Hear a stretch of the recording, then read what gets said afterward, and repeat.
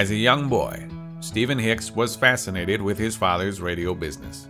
The idea of sitting behind a microphone and getting paid to have that much fun intrigued young Stephen. I remember as a teenager going to my dad's radio station for the first time and seeing these guys playing their favorite records and talking to mostly girls on the telephone, and I thought this is a lot of fun. I love my career in radio. It's mainly because of the people. It's an industry that's totally defined. I mean, the difference between one radio station and another is all in the people. I mean, it's the disc jockeys, the salespeople, and I love people, and it was that's what made it so much fun to me. But Stephen's future in radio was not to be as a disc jockey, but rather as an innovator. At the young age of 29, Steve bought his first radio station and discovered that he had a talent for building innovative corporate mergers. You know, he took an AM and an FM station that were former competitors and put them together and got the best of the staff, and it worked out really well. We created two stations that are still leading that market today, 30-something years later.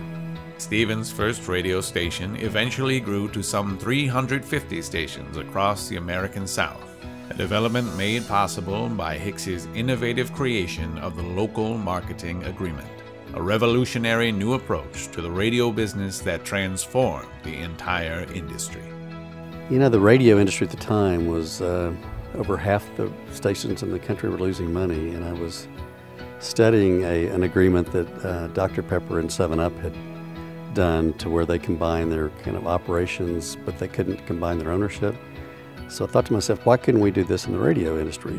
It was this sort of outside-the-box thinking that marked Hicks's successful 28 years in radio and solidified his reputation as a pioneer and innovator. You have to keep in mind that it had never been done before, so it was really a challenge of how you create accounting systems, engineering systems, programming, content sharing, all of those things that today are taken for granted, but it was very new at the time. So it was really fun being able to be kind of the first ones to do that.